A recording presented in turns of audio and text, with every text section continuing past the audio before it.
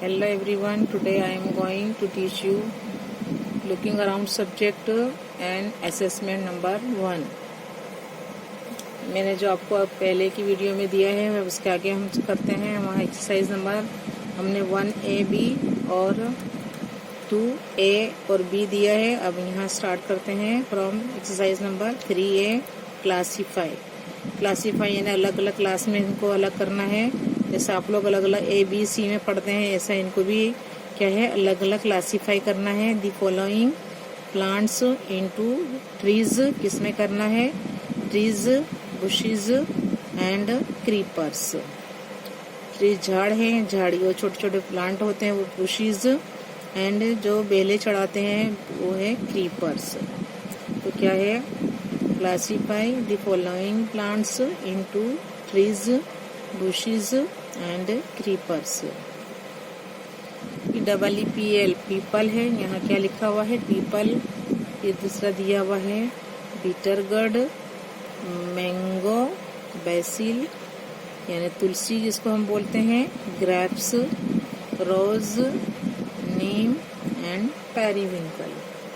अब कितने हैं, 1 2 3 4 5, 1 है, 2 3 4 5 6 7 8। अब जो 8 नेम दिए हैं हमें उन तीनों में क्या करना है, सबको डिवाइड करना है, क्लासीफाई करना है, अलग अलग बांटना है। तो हम क्या करेंगे, इसको क्लासीफाई करेंगे, किसमें करेंगे, ट्रीज में, बुशेज एंड क्रीपर्स।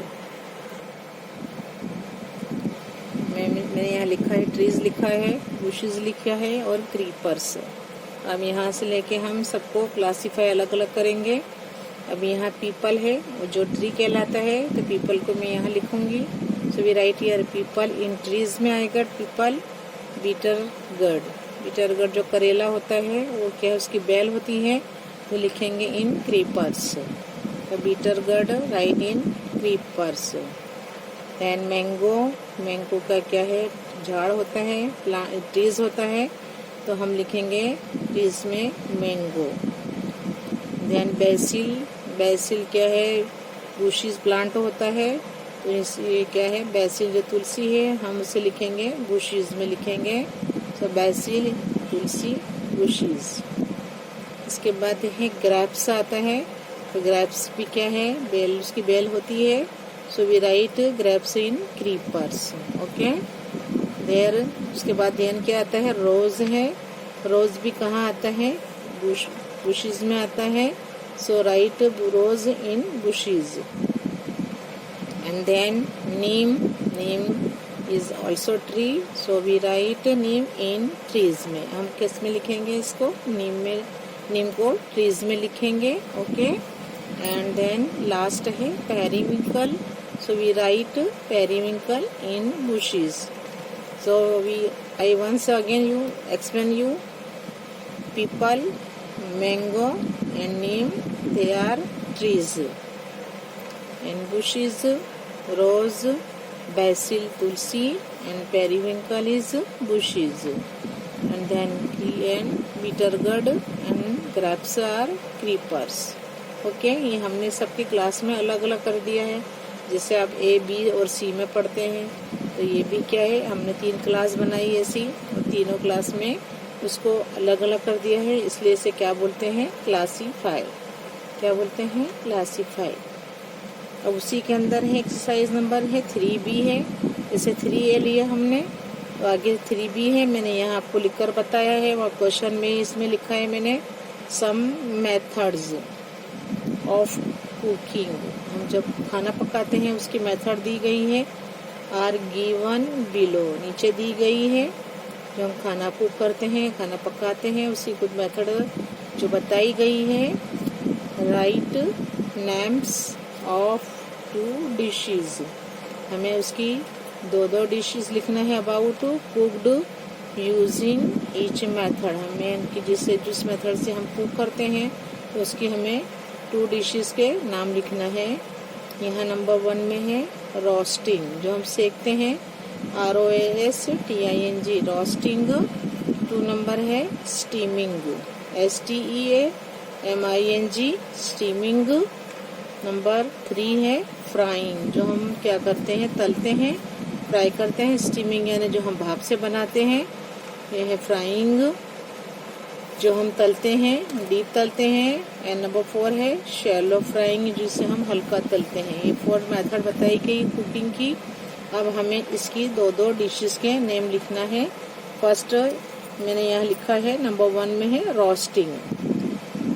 अब रोस्टिंग में क्या क्या बनाते हैं, नंबर 1 है भाकरी, हम सेकते हैं भाकरी और रोटी। So we write here bhakri roti in roasting method of roasting में भाकरी रोटी। 2 नंबर स्टीमिंग करते हैं, जिसे हम भाप से बनाते हैं। भाप से बनता है राइस है और खमन, राइस खमन है ना। चावल ही बना लेते हैं, पानी डालते हैं, लेकिन वो क्या है, अंदर पानी उबल कर क्या भाप से वो पकता है, खिचड़ी पकती है। तो राइस एंड खमन। नंबर 3 है फ्राइंग, जिससे हम डीप तलते हैं, डीप फ्राई करते हैं। तेल ज़्यादा होता है कढ़ाई में, पूरी बड़ा कढ़ाई भर के जिससे हम तलते हैं, वो है पूरी और समोसा। पूरी samosa is a frying method से बनता है, और ये क्या है, डीप फ्राइंग होता है। तो पूरी समोसा। नंबर 4 है शैलो, जिसे हम हल्का तलते हैं। शैलो फ्राइंग वो है वेजिटेबल्स हैं हम डालते हैं, लेकिन बहुत कम तेल डालते हैं। और है पराठास, पराठा को भी हम हल्का तेल लगा के तलते हैं। तो ये क्या हुआ, शैलो फ्राइंग, यानी कम फ्राइंग करना, इसको हल्का करना, डीप में नहीं जाना है। तो शैलो फ्राइंग में आएगा vegetables parathas. Once again in roasting method of cooking, bhakri roti. Steaming number 2 steaming rice khaman. 3 number frying puri samosa. And number 4 shallow frying vegetables parathas. क्या हुआ, vegetables and parathas. Here question number 4 आता है, 3A and 3B after question number 4 answer the following questions in one sentence। एक ही sentence में हमें answer लिखना है। Number है 1 में है WHICH which animals did Poonam see at the pond, तालाब था, उसमें जो पूनम लड़की है उसने क्या है, कौन से एनिमल देखे अंदर। Which animals did Poonam see at the pond? So we write answer. Poonam saw the following animals at the pond. नीचे के जो एनिमल्स है वो पूनम ने देखे थे। कौन कौन से एनिमल्स थे, goat, tortoise, crane, buffaloes, frogs, lapwing. Poonam, once again answer number 1, Poonam saw the following animals at the pond. Got tortoise, बकरी थी, कछुआ था, crane, buffaloes, frogs, lapwing. Now number 2, where did छोटू, जो छोटू है, जो लड़का है, ये है क्या है, छोटू स्टार्ट। क्या है, Chhotu start staying in Ahmedabad. Ahmedabad में कहाँ रहता था, कहाँ रहना शुरू किया था उसने। Where did Chhotu start staying in Ahmedabad. We write answer, Chhotu made a large cement pipe his home। एक जो बड़ी सीमेंट की पाइप थी, उसने क्या अपना घर बनाया था। एंड स्टार्टेड, और शुरू किया था, staying in it in Ahmedabad, क्योंकि उसके पास क्या है, मकान का भाड़ा भी नहीं था और मकान भी नहीं था। वो क्या करता, छोटू ने क्या देखा है कि पाइप अच्छी थी, सीमेंट पाइप बड़ी थी और जो बड़ा उसमें क्या है, बहुत गहरी पाइप थी। तो उसने क्या है, वहीं पर अपना घर बना दिया अहमदाबाद में, और वहीं पर वो रहने लगा। तो Chhotu made a large cement pipe his home and started staying in it in Ahmedabad. Now number 3, what is the relation, जो रिलेशन है क्या रिश्तेदारी थी बिटवीन सलमान एंड रफ़ीक. सलमान और रफ़ीक दोनों में क्या रिश्तेदारी थी, तो दोनों क्या थे, कजिन थे. तो हम लिखेंगे Salman and Rafiq are cousins. अब यहाँ क्वेश्चन नंबर 3 है, what is the relation between Salman and Rafiq, दोनों में क्या रिश्तेदारी है. फिर हम लिखेंगे आंसर में कि Salman and Rafiq are cousins. Salman और रफ़ीक दोनों क्या है, चचेरे भाई हैं. Salman and Rafiq are cousins. Now number 4, why can dadi not climb the stairs quickly.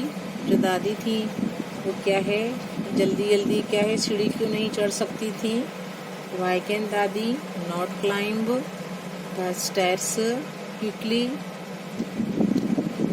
Answer लिखेंगे सिंस दादी वॉज एजेड. क्या है, एजेड थी, बूढ़ी थी, एजेड थी. तो since dadi was aged, she was weak, बुढ़ापा था, बूढ़े होने के कारण क्या है, वो कमज़ोर भी थी. सो शी वॉज नॉट एबल, तो वो क्या है, इतनी एबल नहीं थी, कैपेबल नहीं थी कि वो चढ़ सके. To climb the stairs quickly, जो सीढ़ियाँ हैं वो जल्दी जल्दी चढ़ नहीं सकती थी. Since dadi was aged, she was weak, so she was not able to climb the stairs quickly. Now number 5, have you ever seen anyone talking through gesture. Have you ever, तुमने कहीं देखा है किसी को भी तो जो बातें करता है जेस्चर, जैसे वो हाथ की जो एक्टिविटी करते हैं, जो बात समझाते हैं, वो जेस्चर एक्टिविटी से जो तुमने देखा है किसी को बातें करते हुए. Have you ever seen anyone talking through gesture? Answer है यस, आई हैव सीन, हमने देखा है. म्यूट, जो गूंगे होते हैं, mute people and actors on stage, हम स्टेज पर देखते हैं मूवी फिल्मों में जो गूंगे बताते हैं, हाथ का इशारा करते हैं. तो क्या है, on stage communicating through gestures और एक्शंस. क्या है, एक्शन से और जेस्चर जो है मेथड से और एक्शन से वो लोग क्या है बताते हैं, बातें करते हैं. Yes, I have seen mute people and actors on stage communicating through gesture और एक्शंस. देखते हैं हम मूवी पिक्चरों में भी कि जो गूंगे होते हैं वो कैसे हैं, जेस्चर और एक्शन से वो एक दूसरे से कम्युनिकेट करते हैं. Number 6, how can a deaf mute person understand what another person is saying. How can, जो डेफ जो गूंगे और बहरे होते हैं पर्सन जो होते हैं, अंडरस्टैंड समझते हैं, what another person is saying, दूसरे इंसान ने क्या कहा वो कैसे समझ पाते हैं. How can a deaf mute person understand what another person is saying. किस तरह समझते हैं, बातें करना कैसे इनको आता है अनदर पर्सन से. Answer, a deaf mute person can understand, समझ सकते हैं किससे, what another person is saying by the movements of his oblique her lips and from the expressions on his her face. कैसे समझते हैं, जो डीप म्यूट होते हैं पर्सन वो लोग समझते हैं तो दूसरे लोग बोलते हैं. The deep mute person can understand what another person is saying by the movements of his her lips, उनकी lips से, and from the expressions, जो चेहरे के हरकत, जो चेहरे के जो हरकत जो होते हैं, एक्सप्रेशंस होते हैं, on his oblique her face, जो चेहरे के एक्सप्रेशन बताते हैं, इससे वो लोग क्या है, उसने दूसरे ने क्या बोला वो समझ सकते हैं। नंबर 7, व्हाट विल हैपन, क्या होगा, if a banana tree does not get water, अगर बनाना ट्री को पानी न मिले तो क्या हो सकता है, क्या होगा। What will happen if a banana tree does not get water, तो उसे पानी न मिले तो क्या होगा। तो if the banana trees does not get water, अगर बनाना ट्री को पानी नहीं मिले तो क्या होगा। दे ड्रॉप, क्या drupe, dry up and there leaves fall of, जो उसके पत्ते हैं और जो वो है ट्री भी क्या है, ड्रूप है वो, और ड्राई अप हो जाए, सूख जाए, और उसके पत्ते भी गिर जाएंगे।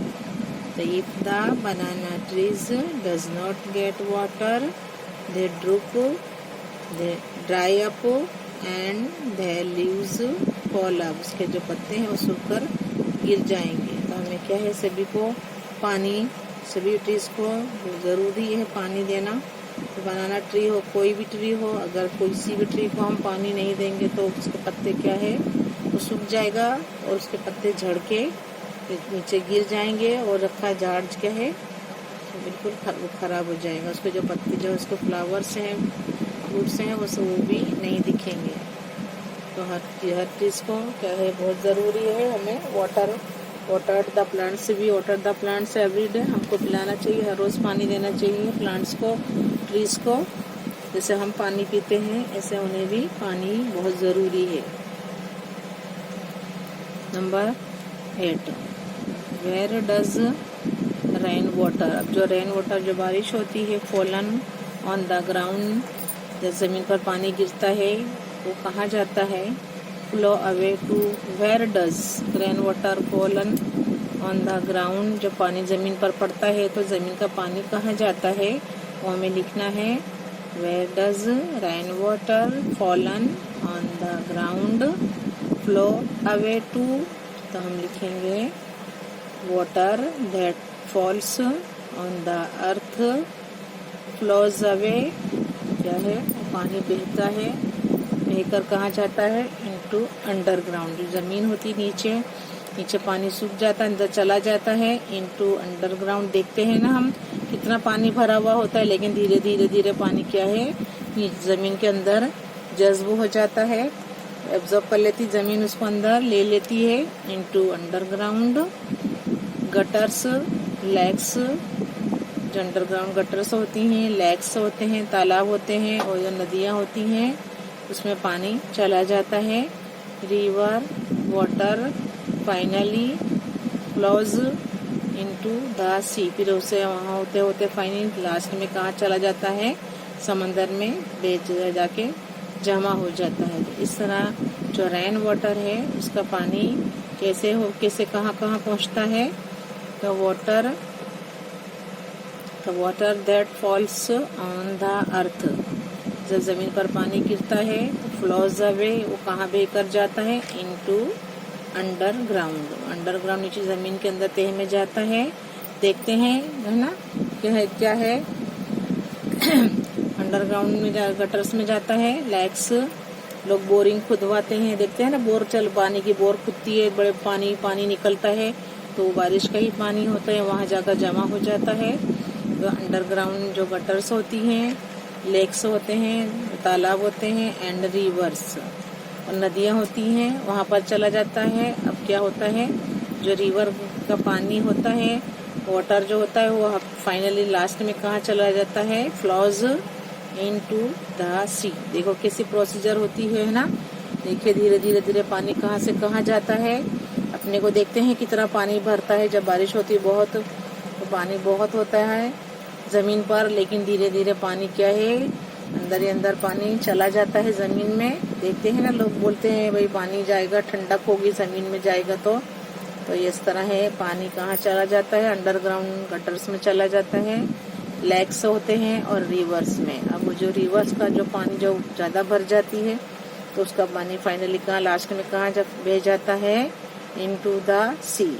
इस तरह ये साइकिल चलता रहता है, जिससे हमें क्या है, पानी पूरे ईयर मिलता रहता है। तो हमें इस तरह क्या है, पानी का वेस्ट नहीं करना चाहिए और क्या है, हमें पानी का जो है उसकी बचत करना चाहिए, पानी के बहाव को बचाना चाहिए। हमें जो जितना चाहिए उतना ही पानी हमें यूज़ करना चाहिए। ये हमारा क्या है, एक सिटीज़न होते हुए हमें क्या है, हमारा एक फर्ज है। तो हमें पानी का वेस्ट नहीं करना चाहिए, क्योंकि पानी क्या है, बहुत ही प्रीशियस नेचुरल गिफ्ट है। तो हमें पानी का बचाना चाहिए और जो पानी का जो नहीं समझते इम्पोर्टेंस, उन्हें भी समझाना चाहिए कि भाई पानी हमारे लिए बहुत ही प्रीशियस है, नेचुरल गिफ्ट है। उसको हमें क्या है, सही तरीके से हमें उसका यूज़ करना चाहिए, जैसे हमें उसका हमेशा ही इसका हमें क्या है, हमें उसका हमेशा हम अच्छी तरह से यूज़ कर सकें। ओके।